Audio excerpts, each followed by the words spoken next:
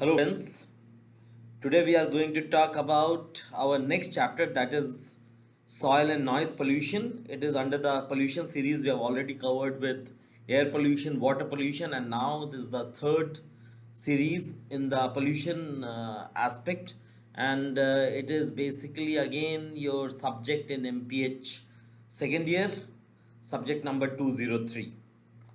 So now, as you can see from the earlier slides, we have already discussed about air and the water pollution. And in water pollution, I already told you, since all the contaminated water from the industrial effluents, then you have got basically municipal sewage, and we also discussed about regarding the agricultural waste. So similarly, along with air and the water pollution, soil pollution, again you can see it is a very serious issue, and the contamination of the soil is a major problem. I have already discussed with you the problem which is happening in Punjab. For example, I told you in terms of the cancer belt in Ropar. Okay, since the agricultural output in terms of increased number of insecticides, fertilizer, it is all causing lot of damage, and the belt has already declared as cancerous. So in terms of soil pollution, it is basically the contamination of a soil of a particular region, like the same which I example I gave you of Ropar in Punjab.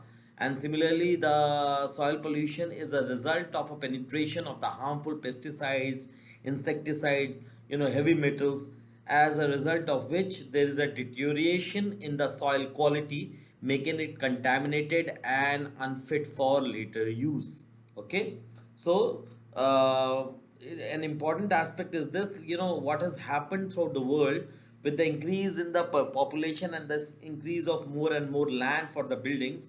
The empty land has been diminishing across the world, and henceforth, as I told you from the early series as well, that the agrarian society is now going more towards an industrialized civilization, as a result of which the amount of pollutants is also increasing both in the rural as well as in the urban areas. And henceforth, land pollution is caused by solid and the semi-solid waste, and which is basically arising from the agricultural practices as well as insanitary habits. Insanitary habit means the people who are living in slums, and all these things is do taking place. You can see in the picture like how soil pollution is taking place.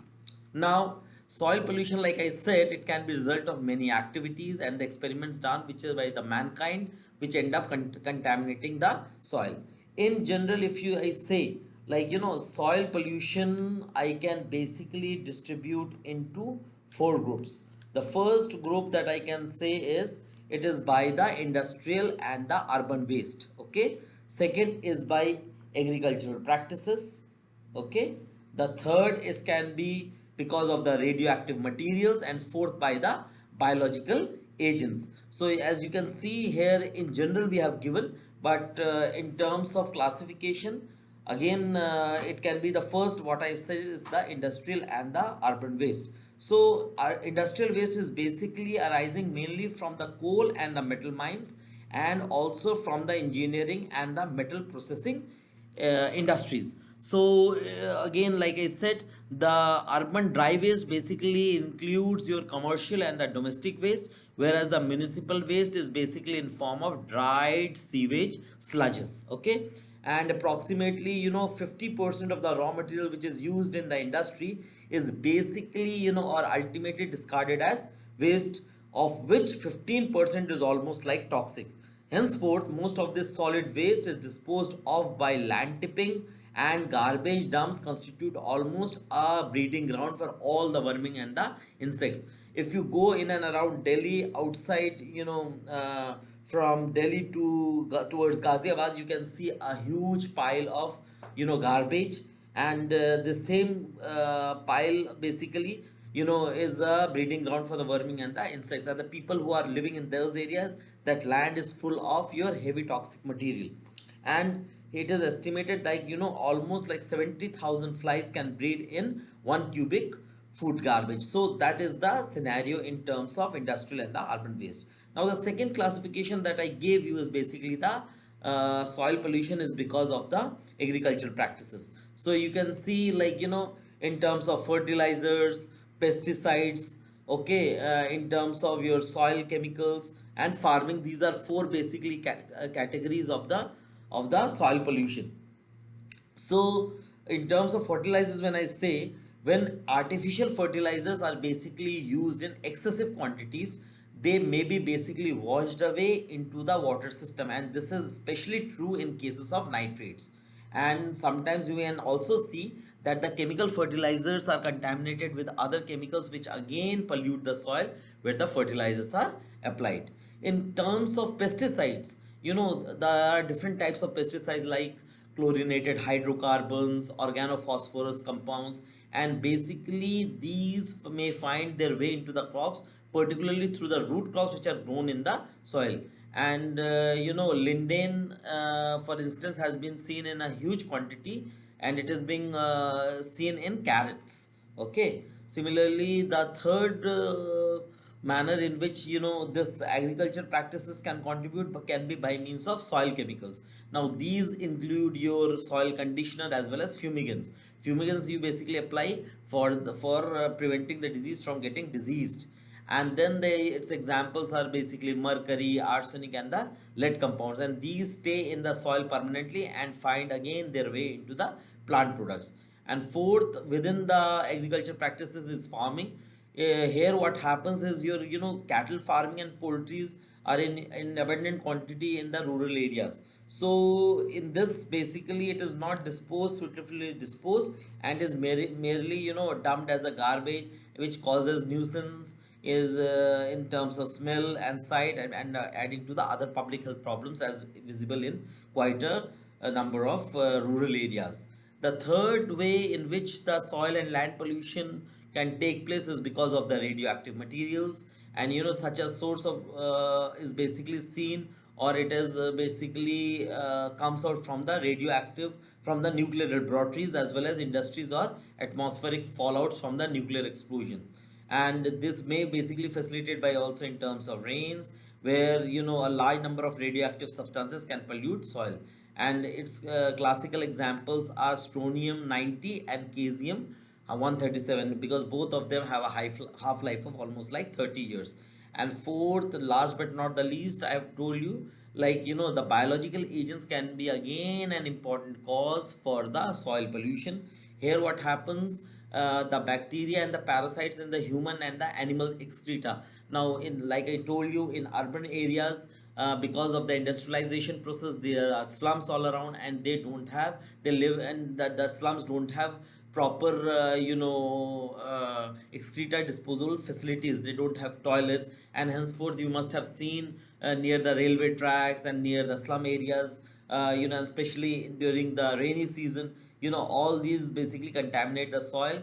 And when hygienic excreta disposal facilities are not there actually, so open defecation in the fields, in the cases of rural and slum areas, is the single most common source. And recently, the Swachh Bharat Abhiyan, it has already emphasized upon the making of the toilets in and around the urban and the rural areas, which has helped in order to contain this problem. But at the same time, the source, the water source in these toilets is a big area of concern. Similarly, the discharge of these untreated or the incompletely treated sewage on the land, and the dumping of the sewage sludges is also causing soil pollution, apart from the this what I've just explained. And you can see, the ascaris eggs as well as the salmonella organism, they can survive in soil for almost like 2 years and 70 days respectively. Okay, ascaris eggs can survive on soil for 2 years, well as the salmonella organism can survive for almost like 70 days. So it both causes again soil pollution. So one may say,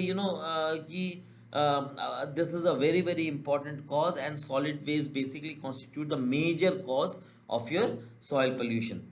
And then I also told you about the other aspects in terms of, you can see, like, unhealthy waste management, because like I told you, all these waste, if not treated properly before being dumping on the ground, then it can be a major source of soil pollution. Now the question comes, what are its health effects? Like I told you, this is basically the ascaris, eggs, or the salmonella. It can be a basic cause for contamination. Similarly, like the biological agents I told you, then the problems of the fertilizers or the insecticides or the pesticides, increased exposure or chronic exposure to chromium, lead, heavy metals.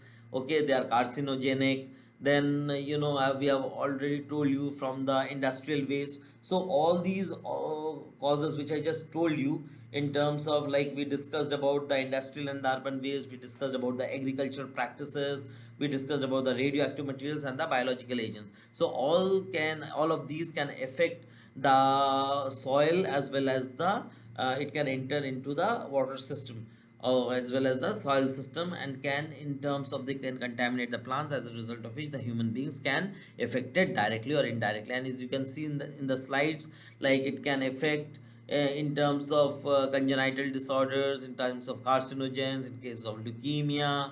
It can be basically lead to neuromuscular blockages. It can be a cause for liver toxicity. It can cause headache, nausea, fatigue, eye irritation, skin rashes, and a whole lot of things, as well as kidney damages.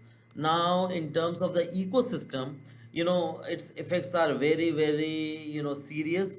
And like I told you, it can go for a long time. Okay, and it might also be concentrated, in terms of, it can be a consumer run for the in the food chain. It can be a permanent source. For example, concentration of the persistent DDT material by the for the avian consumers basically led to the weakening of the eggshells, and therefore increase your chick mortality, as well as a potential extinction of the species. Similarly, like we have told, that these contaminants which comes out from all these industrial uses or from the agricultural use, they basically alter the plant metabolism and reduce the crop yields. And therefore, these chemical contaminants have long half-life, that I've just explained you, in terms of strontium or cesium 137, which is seen in radioactive materials.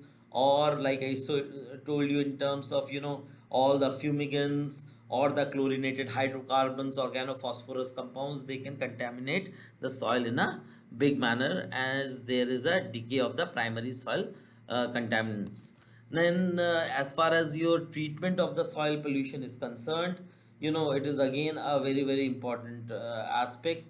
Now, as far as this is concerned, then a band-aid for the problem, we have to basically treat the various industrial waste. We have to treat the agriculture waste. We have to use more better means of things which can put this contamination in check. So you can see from the slide, scientist Chen Togbin basically discovered that there are certain plants which love to eat heavy metals like arsenic, bronze, lead, zinc, cobalt, cadmium. So these contaminants can be relieved by these plant leaves. For example, in cases of Chernobyl, you have heard the story of a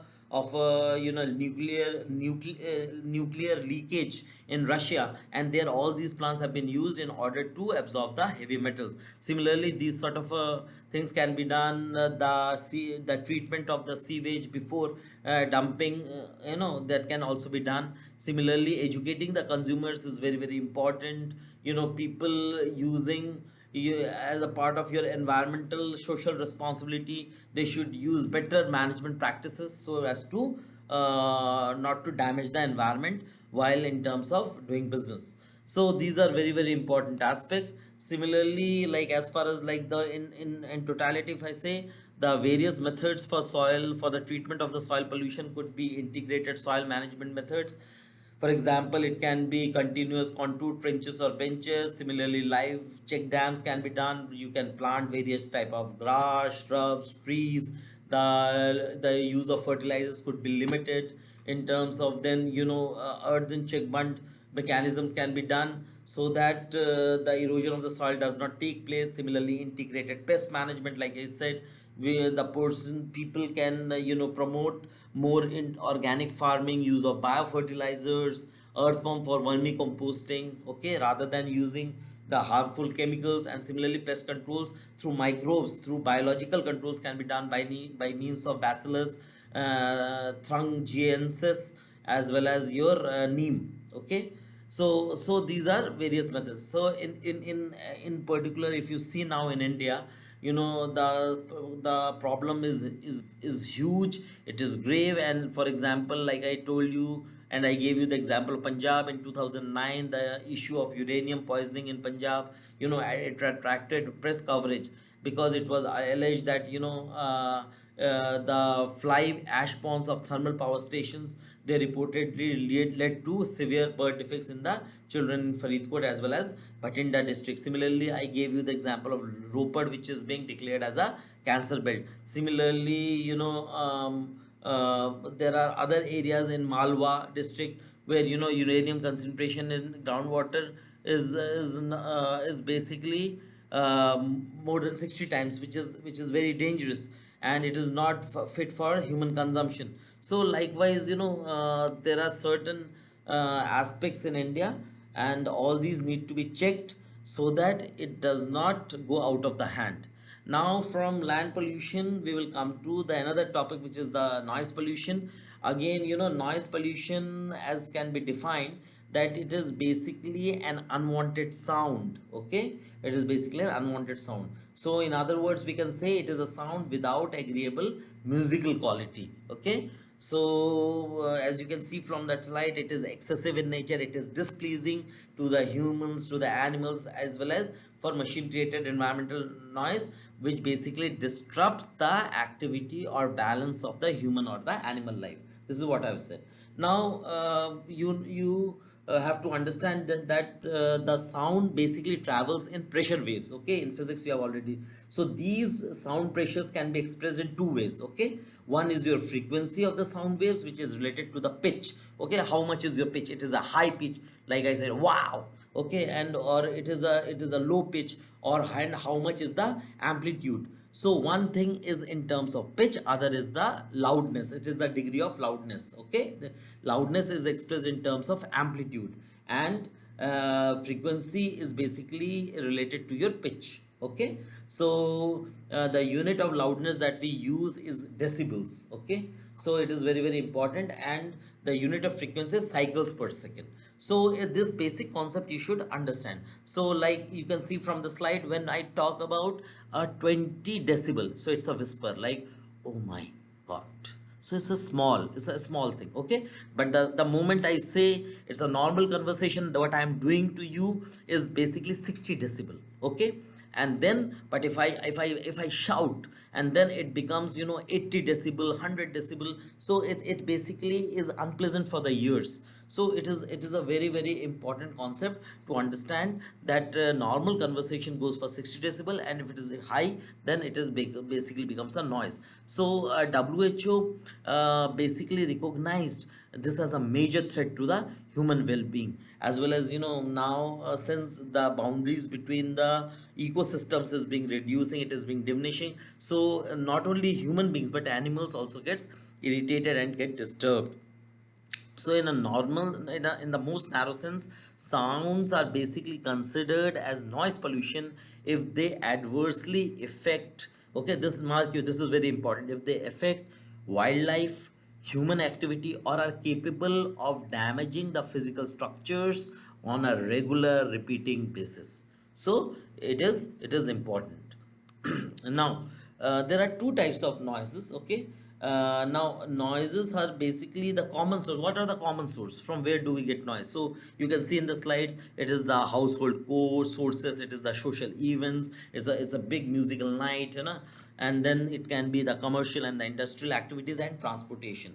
Okay, so what we mean to say is that it is the industry, the transport, and the public addressal system which is responsible for noise pollution. Similarly, like listening to radio, television at a high volume for long hours also causes noise trauma.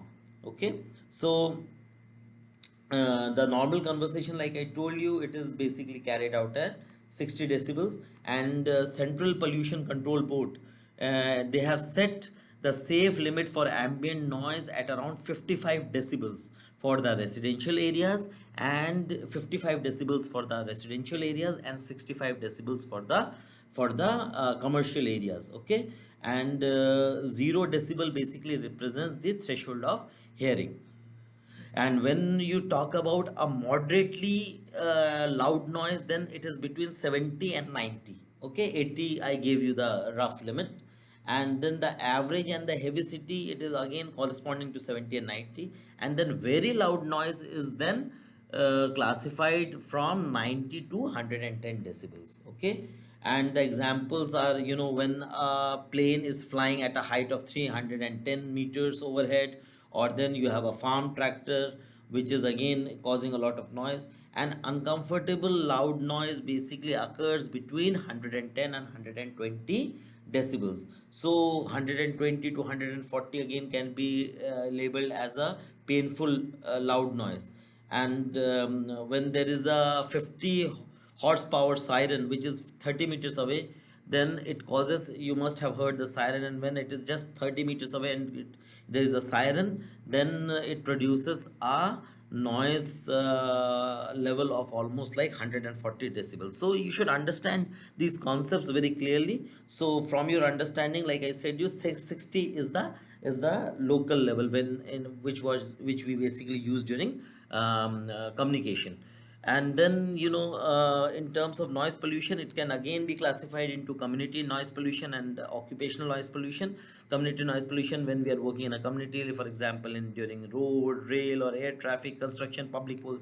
In occupational noise pollution, it in for all sort of, electrical devices or industrial machinery, which includes your rotors, gears, turbulent fluid flow. Okay, in the companies, pneumatic equipments, drilling, crushing, blasting, pumps, and compressors, which I just gave you this examples. Then, we have already discussed all these things. Community as well as occupational noise. Again, community noise is basically non-industrial, whereas occupational noise is your industrial noise pollution. Okay, then the noise pollution can also be done by firecrackers. As you must have seen during certain festivals, the firecrackers not only causes air pollution but also huge noise pollution. It is very, very, very damaging, as well as very inconvenient for not only for human beings but also for animals. And then we come to the point of what is effects. Now, in terms of effects, like we have discussed about the your this one about the soil pollution. Similarly, it causes hearing impairment. It increases the efficiency of a man because you become stressed, tensed, you cannot concentrate. The absorption is caused, abortion is also caused in some cases. Then your pupils will get dilated, mental illnesses, heart attack can be caused, and even the digestive problems. And then it may also be seen in terms of aggressive behavior. There are mood fluctuations, permanent deafness. It basically also affects you, not only your human beings but also your ecosystem in terms of vegetation, on animals, properties, sleep interference, speech interference, a lot of things. And what I just discussed during the slides, it is being shown in slides where I told you how the decibel from 0 to almost like 140 and above is being seen in various activities. So I just gave you the pictorial diagram on the slide right now. It's showing the effects of the noise pollution in terms of irritation, nervousness, your sleep disturbance, increased blood pressure, stress, which is causing the other problems. And similarly, not only for human beings, even for the animals, both on land, ocean, air, it causes heavy damage. So what are the solutions? So one solution is basically your planting of trees. Okay, you are again, communicating with the people. You are doing advocacy. You are using various social awareness programs to educate the public about the causes and its effects. Then, regular servicing and the tuning of the automobiles can be done. Similarly, the lubrication of the machinery and the servicing need to be done. Appropriate industrial measures have to be used so that it could be kept very minimum, as well as it should not be polluting the nearby environment. Similarly, regulation should be also be imposed in terms of usage of the play loudspeakers in the crowded areas and during, common gatherings. And then the factories and the industry should not be located also in the residential areas.